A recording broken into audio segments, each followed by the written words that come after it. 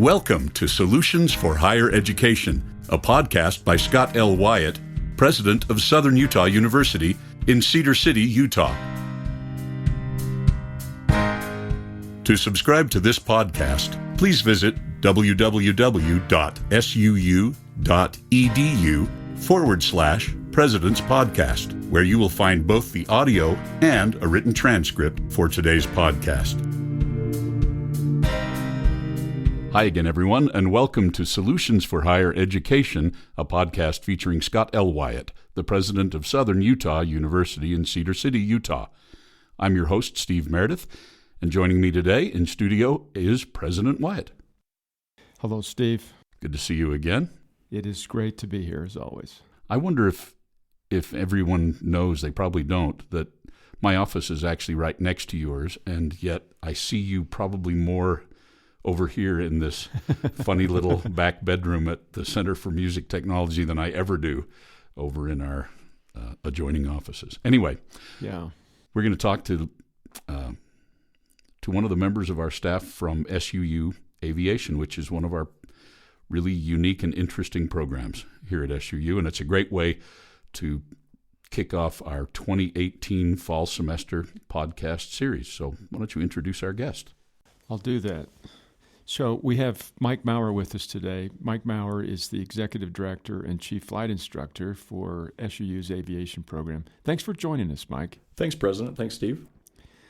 So, Mike, in the way of introduction, to say that those are your titles misses a bigger story. So you spent a lot of time in the military. I did. I spent some time active duty in the Air Force, and loved every minute of it. And what drew you to aviation? Well, primarily, I went into the Air Force with the hopes and aspirations of becoming a pilot, only to quickly find out that really wasn't going to happen in the military. Less than 1% of the Air Force flies, and of course everybody goes into the Air Force hoping to be in that 1%, and it just doesn't happen. So really, I spent my time, seeing the planes, seeing the helicopters, leave the field, and wanted to be more of a part of that. And it became my mission in life. If I couldn't do it in the military, I was going to do it as a civilian. Well, it kind of seems to me that, wasn't it 20 and 30 years ago that if you wanted to be a pilot, the most likely way was through the military? It very much was, and I bought into that and set my young mind and young heart on that path. And it was only after enlisting and finding out that wasn't going to be the case. But the military in general has greatly scaled back the quantity of pilots that they're actually producing, and then the ones they do produce, because of just the sheer cost associated with generating a military pilot, they're now paying more and more, to retain these pilots. Your six-figure re-enlistment bonuses, simply to keep these folks in. So where it used to be that the path was through the military, for most, I guess, was it most? Is that a fair way to say it? Yeah, in the past, it definitely was. But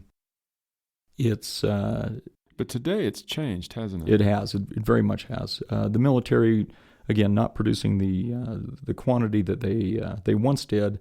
It's really been pushed down to the civilian flight schools to really meet the industry demand.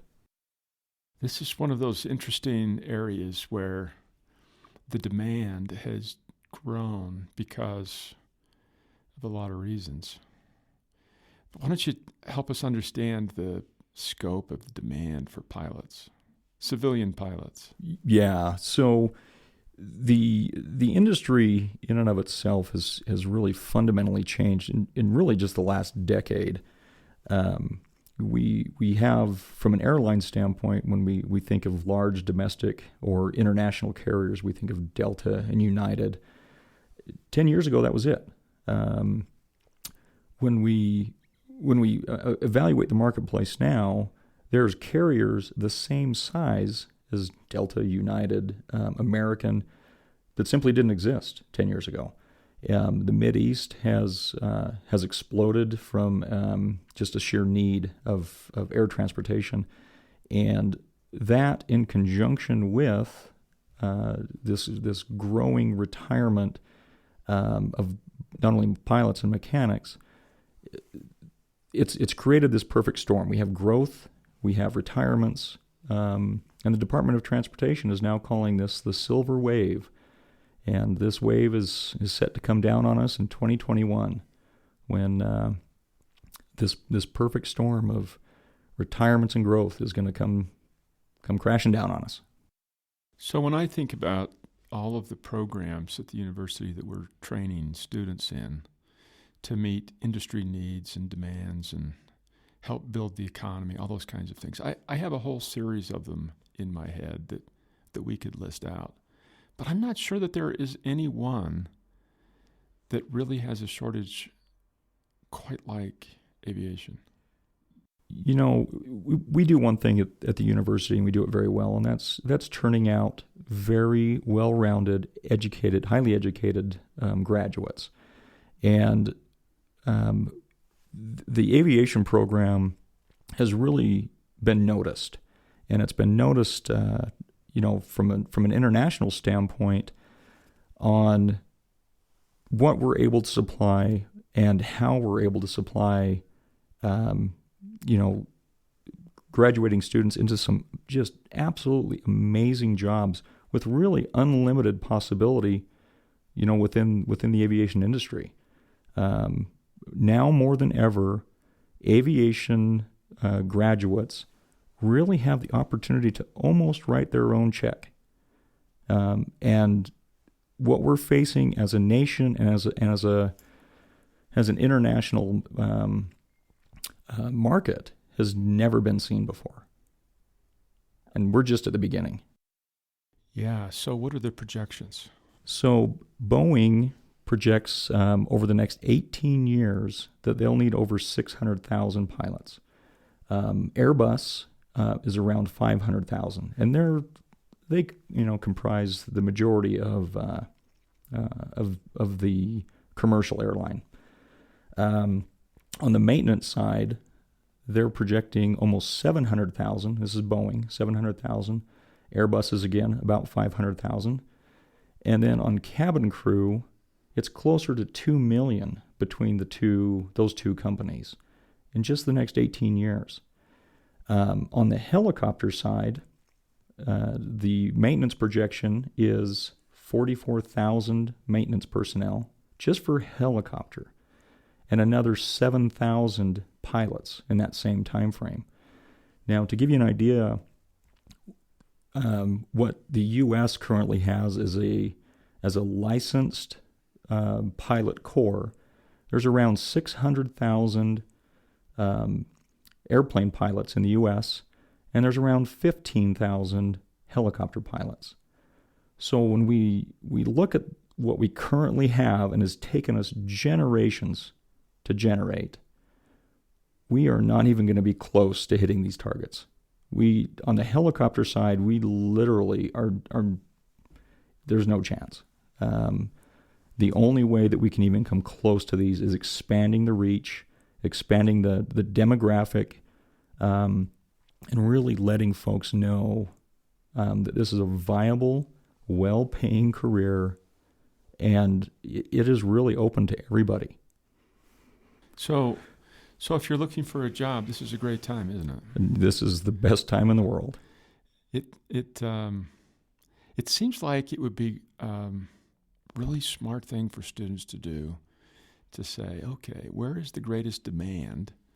And if I study that, then I'm guaranteed a job and a good salary. And because there's such a demand, then I can probably pick where I want to live. But we don't always see things that way, do we? No, and unfortunately, I think when a lot of educational decisions are made, incoming students, they want to see what kind of return on investment they're really looking at. And we had a we completed a very interesting study on what the return on investment would be if somebody were to go into to some of the big careers that students think of as, this is a career that's going to allow me to live the lifestyle I want to live. So we looked at a doctor, we looked at an attorney, and then we compared an airplane pilot and a rotor pilot.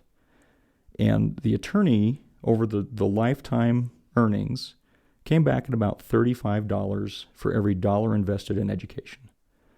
The doctor came back at about $40 for every dollar. Rotor pilot came back at $45 for every dollar, and a fixed-wing pilot came back at $55 for every dollar invested in education. Wow, that's really amazing. So the barrier to entry is always going to be financial. But if the individuals that are interested are really looking at what is going to get them to where they want to be, and is the investment worth it, it's hands down, it's by far the best way to go. So, Mike, you had we were talking a little bit earlier about the educational requirements for this, that you mentioned that pilots traditionally have come out of the military, but in the civilian world, a degree in the past was not necessarily required unless you had your eyes on certain particular jobs or working for particular airlines in particular areas. But that's changing, right? And why don't we talk a little bit about what SUU has from a curriculum standpoint that allows people to achieve their degree goals? Yes, and that's a great question. So from the airline standpoint, a degree for the most part has almost always been required. It is now for the regional airlines, they're so desperate that they've dropped their requirement down to an associate's degree. However, to move to the next level into the majors, the Deltas and the Uniteds, you're looking at a bachelor's degree minimum to get into these highly sought after careers. But they don't care what your bachelor's degree's in, do they? Not necessarily. However, the FAA does. We have our bachelor's of aviation, and we also have an associate's of professional pilot associate's degree. And what the FAA does is they say, we're looking for somebody who's a completer, somebody who is well-rounded, and because you're coming out of a university program with a degree, we will drop the hour requirement to move into the commercial airlines. For an associate's degree, well, let me back up a little bit. With no degree, that minimum hour threshold is 1,500 hours. With an associate's degree, the FAA discounts that 250 hours, so now your entry threshold is 1,250. And for a bachelor's degree, they discount it a full 500 hours, down to 1,000 hours. So degrees are important. It allows you to move into areas where just being able to fly won't let you get into. But the FAA does place a very high priority on the degree. But as far as majors go, yeah. So in order to get the discount from a flight standpoint, it does matter which degree. But if the individual already has met the hour threshold, then the degree is the most important thing, not what the degree is in. Does it matter if I major in English or engineering or history or? The industry would be probably better off if we had more folks that had majored in English and history. English is the international language of aviation. Regardless of where you go, that is the language you have to be able to speak and write and read in. And as the global marketplace expands and more folks get out into these international marketplaces, which I'm very proud to say our pilots that have graduated from SUU have flown on every continent. But if they're taking along with them the English and the history, and that just really broadens not only what they're how they're perceived, but it also helps everybody that they're around. They become the role models, and it's really good for everybody. You mentioned that you were experimenting with the Master of Interdisciplinary Studies degree also. Is that something that, as we look for graduate degrees, are we thinking there might be an aviation-specific one, or how are you going to proceed there? Yes. So within the MIS degree, within the three branches, three legs of that degree, we are actively working towards making one of those 9-credit branches pure aviation. We've started with some of our 3,000 and 4,000 level classes that would be bridgeable into the MIS, and we are actively working on a Deming leg through the Deming Institute to actually assist with the quality portion, which is so vital within aviation. So what we're talking about is a Master of Integrated Studies, or MIS, which is a degree where the student gets to pick perhaps 3 areas that they really like and create their own master's degree. Instead of having a master's degree in business, for example, they'd have a master's degree in business plus outdoor recreation plus aviation, and that creates this really cool opportunity to create your own business, flying people into amazing places to have adventures or something. Yes. That's one example. There's as many examples as there are people that want to put these things together. And on the helicopter side, the pilot is the cabin crew. They're the safety officer. They're the pilot. They're really everything. And so when we're targeting these degrees towards specific disciplines, on the helicopter side, the rotor side, these interdisciplinary studies degrees, the BIS and the MIS, they seem like they were almost custom made for the rotor, our rotor students and graduates. Of course, we would like to take all the credit for that, but they were here before we started to take them over. The airplane guys, the fixed wing folks, are most of the time, by the time they're ready to move into the master's level, they're already in the industry. They're working, and this would be a way for them to advance within the company that they're working for.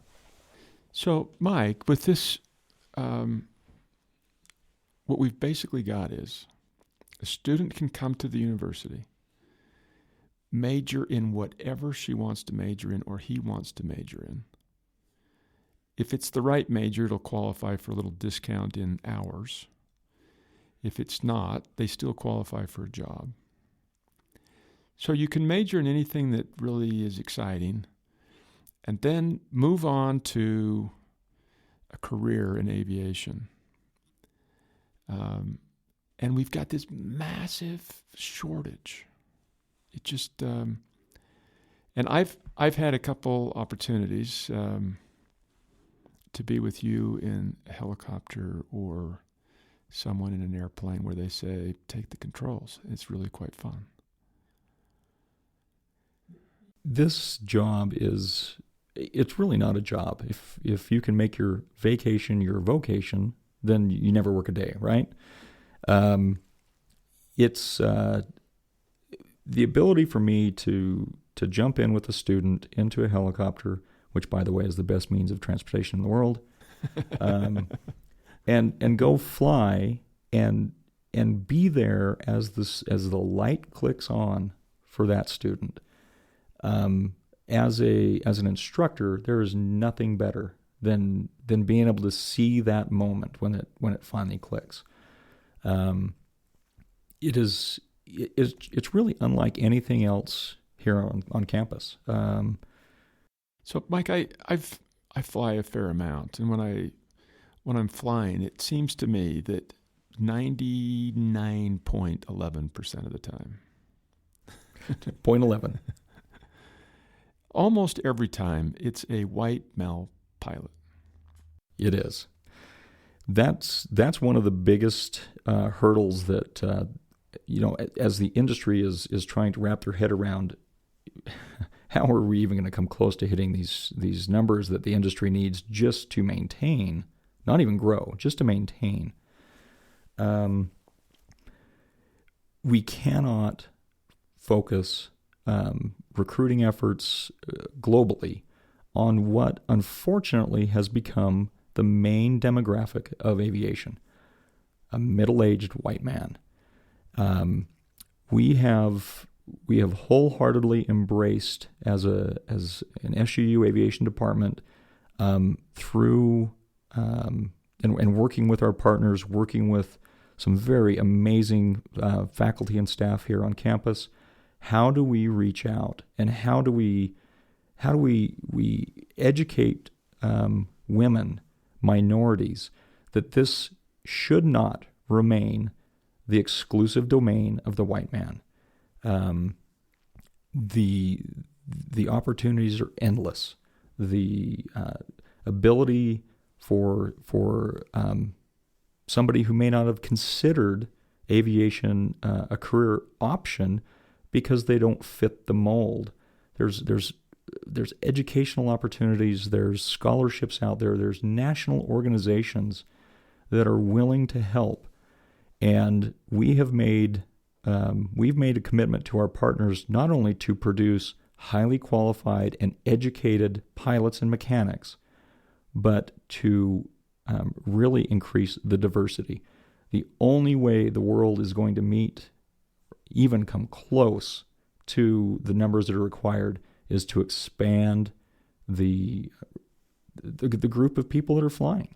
So you've got some female flight instructors, and you've got some female mechanics working on the helicopters and airplanes. And it seems to me that they're very happy in those jobs, that they love them. They're jobs that are perfectly well suited for men or women. And you've got some instructors and mechanics who are from various racial ethnic groups. So I guess part of what you're saying is, in order to meet this demand for pilots and for mechanics, we all have to, everybody needs to realize that it's for them, or that it could be for them, and there's no stereotype for the kind of pilot. And that's important for us on the one hand, that we want everyone to have every opportunity they can. And it's important on the other hand because, as you said, there's no way to meet the demand with just white male pilots or mechanics. We've got to get everybody that's interested. And it's I've noticed over the years, as I've flown, that I'm seeing increasingly more males as flight attendants, but not quite the same in pilots, though I have flown a few times where there was a woman flying, but it seems far more rare that direction. And unfortunately, it is less than 6% of the global population of pilots is either female or minority.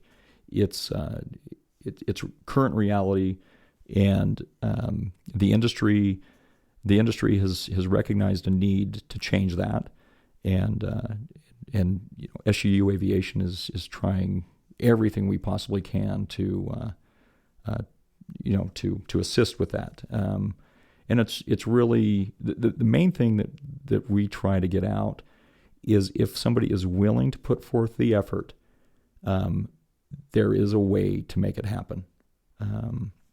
And physically, there's no difference between men and women when it comes to flight, or cabin crew, or maintenance.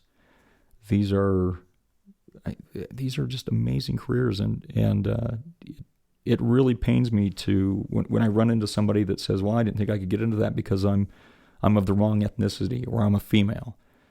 And to me, that tells me that we're not doing a good enough job of getting that information out there. Yeah. So I've been flown by a female pilot. She did a fantastic job. She was really nice and attentive to everything and in our program. And it's been fun for me to talk to some of your mechanics that are women, and they seem to just really enjoy. It's just it's a really cool job to be able to have, to be able to work on a helicopter, for example. And once you develop skills, there's nothing intimidating about it. Yeah. Our director of maintenance on the rotor side is female, and she does an absolutely amazing job. And this is, this industry is really one where you're judged based on your work and what you bring to the table versus what you look like or what your gender is. But unfortunately, a lot of people never find that out because they don't think they can get into it. They just assume that that's not the career that works. And your numbers on return on investment, I think some people come down and say, well, this seems like it's kind of an expensive program because they have to pay for the flight hours. It seems like an expensive program, but the return on investment is spectacular. It is. And the job opportunities, if students want to work anywhere in the world, the opportunity is there. The travel, the benefits. We've got time left, to get more folks in, before the robots take over. But for the next couple generations, we need pilots. And Mike, what are helicopter pilots starting out at? What's the range? On the low end, somewhere around 50,000. On the high end, you're in six figures. So starting right out of college, Yep. You're going to start in a job between 50,000 and just over 100,000. Yep, just over 100. That's the first job? First job. First job out of college. Yep. And then what's the salary range starting for a fixed wing for an airplane? So you're starting at about the same, about 50,000, depending on the carrier, and then 80 to 90 initially starting, and then within just in a few years, as it's all about hours. As you build experience, build hours, then your salary, of course, goes up. On the rotor side, within a few years, most rotor pilots are somewhere in the six figures, 100, 150. And then on the fixed wing side, it's largely carrier dependent. But so let's say that I've been flying, if you know this number well enough, let's say I've been flying for 10 years. What can I expect to make? On the fixed wing side, if you were with Delta, United, FedEx, UPS, you'd be 200 plus. Do you have any openings in the program? We've chosen poorly. At least, Yeah. And the really crazy thing about aviation is outside of the training realm, and I tell President this all the time. I don't know why I stayed in the training world, because it's a 7 day a week, 365 day a year job. The rest of aviation it's a part-time gig.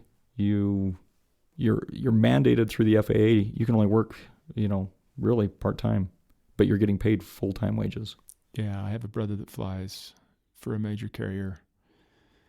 When he started, it was really hard to get a job. Mm-hmm. And I think that a lot of us have that still in the back of our head. When he started 20 years ago or 25 years ago, whatever it was really hard to get a job. Now it's not hard at all. But he's making a lot of money, and he literally has a part-time job. Yeah. It's the airplane world. Depending on where you end up getting domiciled, where your base is, will determine what hours and what days and what months you work. On the helicopter side, sometimes it's 1 week on, 1 week off, 2 on, 2 off, or you'll work 6 months and then have 6 months off. So it's a part-time job. Yeah, I was comparing my hours at home with a pilot who's gone for a week and then back, and and it was pretty obvious that the pilot was home a lot more than I am. Yeah. We tend to think, oh, well, yeah, but I come home every night. Yeah, I come home every night after everybody's in bed. And you still got to work. And still got to work. That's right. Bringing the work home. That's one of the really neat things. My dad was, for some period of time, was a meteorologist for the Air Force. And when he came home from work, he was home. Mm-hmm. I mean, when he was done, the person that relieved him would come in. They would have an exchange for 15 or 20 minutes. Then my dad would come home and he didn't have a single thing to worry about till he showed up the next day. Most of us worry about our jobs all night. Yes. This is one of the things I think that my brother enjoys so much about being a pilot is that he gets to fly. He gets paid extremely well, and when he's not working, he doesn't have a single work stress, and he can just have a great time. Yeah.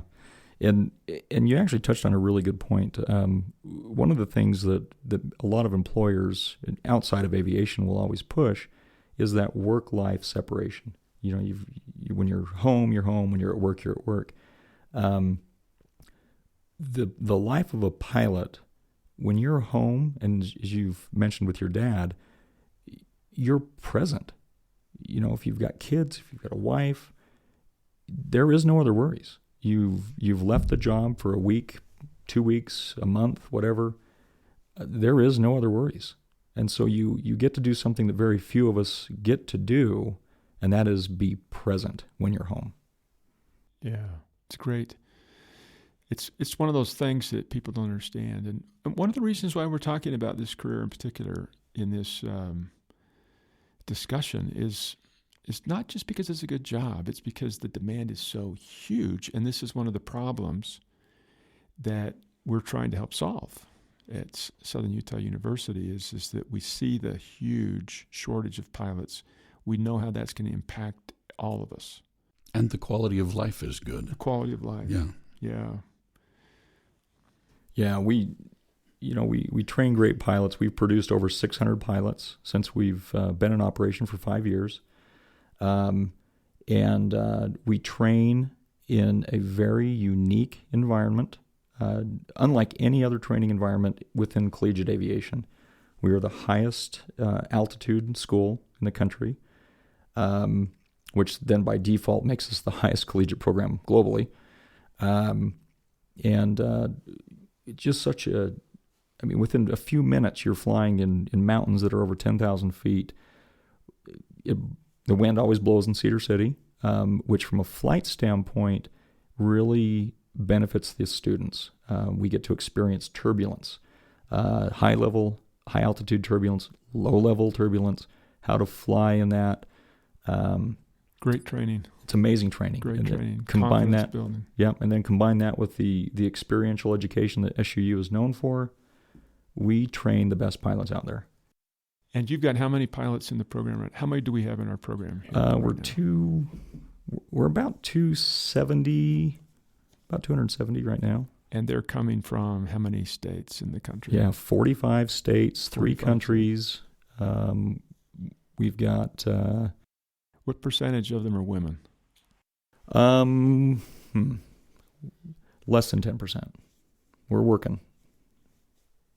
Our percentage is actually better than I think national average, which is 6% of pilots. So, but we have partnered with 2 women-specific aviation groups, and Whirly Girls, which is a rotor-specific program, and then Women in Aviation, which is not only just women pilots but also mechanics. And that's something we're really excited about. Well, it's until somebody has gone up in a helicopter, it's hard to understand how neat that is. And until you sat in the front seat of an airplane, it's hard to understand how neat that is too. And until someone has stood in our hangars and looked at this beautiful fleet of Cirrus aircraft most safe training aircraft in the world, as far as we know. Mm-hmm. If you have a mid-air issue, you pull the Parachute. cord and the parachute comes out and lands Yep. you on the ground. It's such an amazing thought that the airplane itself has a parachute. Yes, and we've everything about our program, from our safety protocols to the aircraft we've chosen, as you mentioned, President, the Cirrus aircraft with the rocket-assisted parachute that comes out of the back and brings the whole airplane down safely, to the types of helicopters we fly. These are the best that anybody could acquire, and we're one of the very few collegiate programs that flies the Cirrus, and we're the only collegiate program that flies this type of Cirrus. And it's our commitment to safety. We're committing to mom and dad when they put their children in the program that we're going to do absolutely everything we can to make sure that they not only get good, relevant training, but they also come back. You've been listening to Solutions for Higher Education, a podcast featuring Scott L. Wyatt, the president of Southern Utah University. We've had as our in-studio guest today, Mike Mower from the SUU Aviation program. Thanks so much for listening. We'll be back again soon. Bye-bye.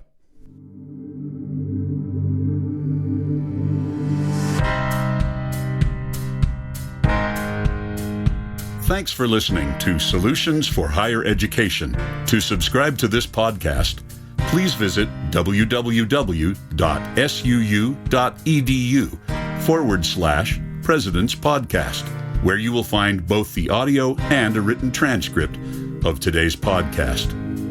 The original music for this podcast was composed by Jack Barton, a master's degree student in music technology at SUU. For more information about Southern Utah University, please visit www.suu.edu.